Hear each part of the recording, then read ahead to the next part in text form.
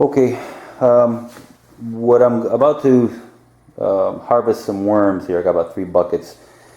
But what I did to the harvester since my last video, I had to raise it up in the front here to get the angle right on the sifter here. Because what was happening was everything was flowing down too fast. So by raising it up, I lifted the angle up, or lessened the angle, I should say. And now it's flowing a little easier. It still moves down pretty quick. My bedding is still wet, or moist, very moist, I should say. But in a minute here, I'll show you how it works. All right, okay, ready? All right, let's try it out.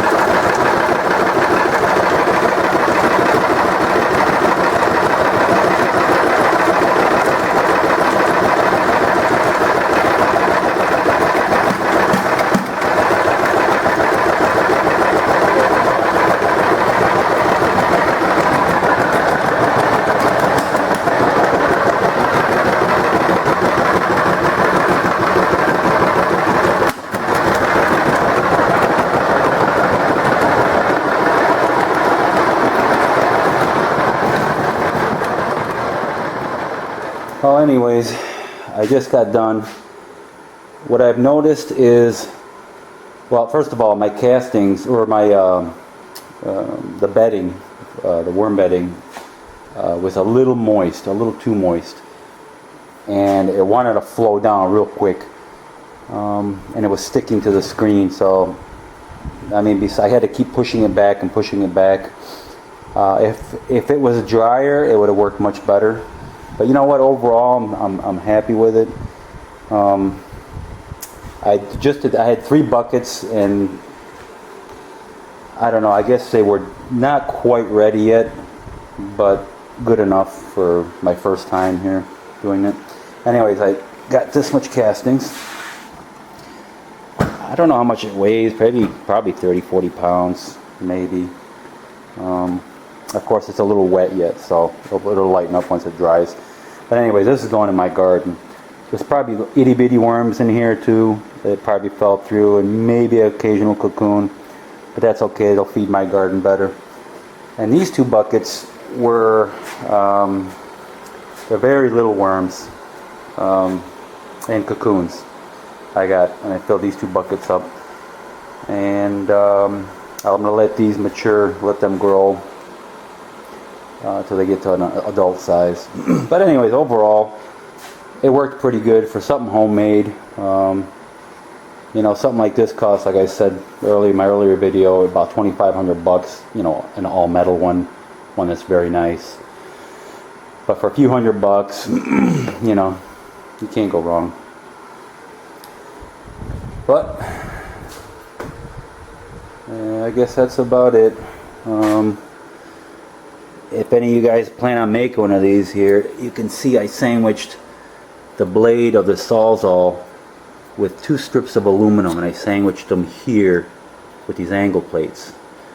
But I got the plates going right up, butting up against the Sawzall. What I was afraid of, as this is pushing, the blade would break or bend. So I put these 2 strips here.